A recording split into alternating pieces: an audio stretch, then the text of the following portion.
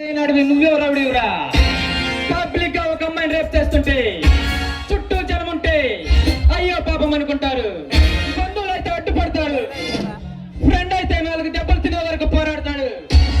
కానీ ఇవేవి కాకుండా ఎప్పుడైతే ఆ అమ్మాయికి ఒక మొగుడు ఉంటాడు, మొగుడు మగాడైతే ఎదురుగా నిలబడింది గూండా అయినా లీడర్ అయినా వాడమ్మ మొగుడైనా సరే ఎవరైనా సరే అడ్డంగా నిలబడతాడు.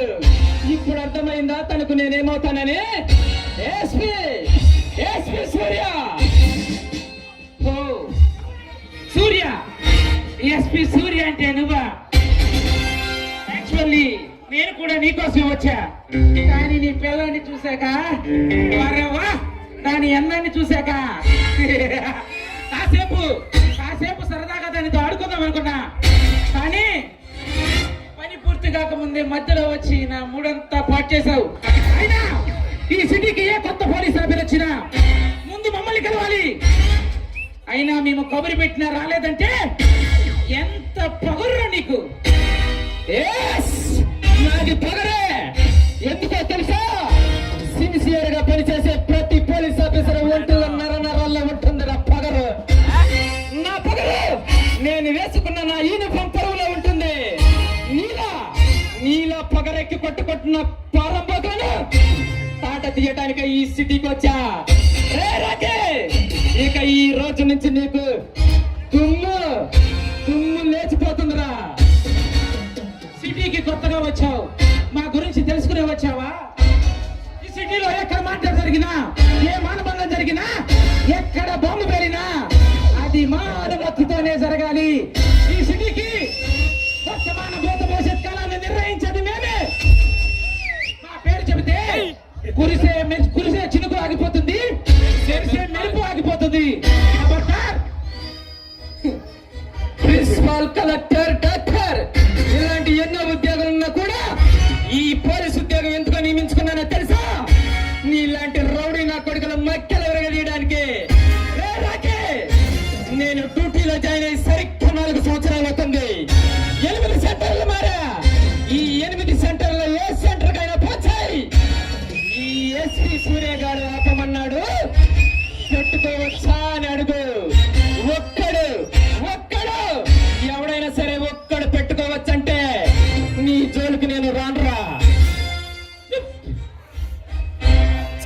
సూర్య, మా ఇంటి గేటు దగ్గర ఎప్పుడు 2 కుక్కలు కాపలా కాస్తుంటాయి. ఒకటి మా ఇంటి కాపలా కుక్క, 2 పోలీస్ కుక్క.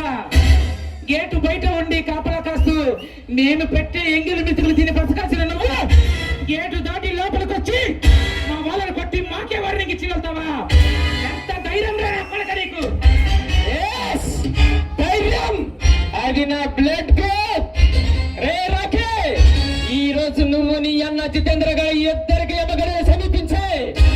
ఈ రోజు సరిగ్గా అక్టోబర్ 1 గుర్తుంచుకో. 15వ తారీఖున మీ ఇద్దరికి భయమంటే ఏమిటో రుచి చూపిస్తా. 25వ తారీఖున మిమ్మల్ని ఎదిరించడానికి ఒక తమ్మున్న పోలీస్ ఆఫీసర్ వచ్చాడని ఈ పబ్లిక్ జనానికి తెలుస్తుంది. 25వ తారీఖున పబ్లిక్ లో మీరంటే భయం పోతుంది. 1వ తారీఖున నువ్వు నీ అన్న జితేంద్ర గారు ఫినిష్. నువ్వు గుర్తుంచుకో.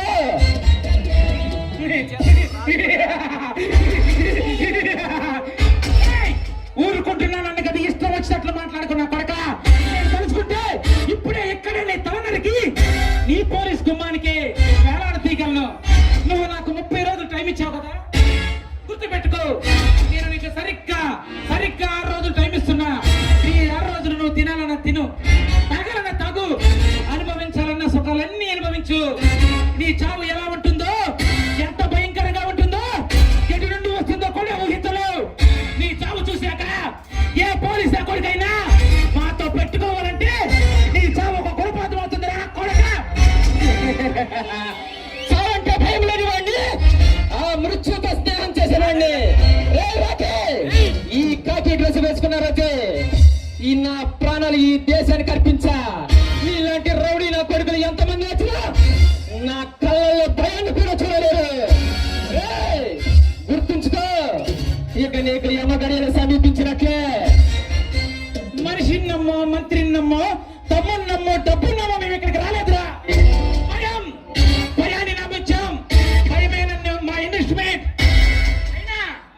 వేటాడడానికి సింహాన్ని వేటాడాలనుకోవడం సహజం. కానీ వేటాడితే సింహం వేటాడాలి, చస్తే లేడే చావాలి. నువ్వు మమ్మల్ని పట్టుకోవాలని నీ సరదా చాలా బాగుందిరా, కానీ అది నీ వల్ల కాదురా బే. నీది 1వ తరగతి చదివిన బ్రెయిన్ అయితే నాది డిగ్రీ చదివిన బ్రెయిన్ రా. నీ ఇంట్లో బాంబులుంటే నా ఒంట్లో తమ్ముంది, నీ జేబులో డబ్బుంటే నా జేబులో రివాల్వర్ ఉంది. నువ్వు రివాల్వర్ తీస్తే ఇల్లీగల్, అదే రివాల్వర్ నేను తీస్తే ఇల్లీగల్. మనిషిని నువ్వు చంపితే హత్య, అదే మనిషిని నేను చంపితే ఎన్కౌంటర్. హీరోయిజం. మీసం నువ్వు తిప్పితే రౌడీయిజం, అదే మీసం నేను తిప్పితే హీరోయిజం రా.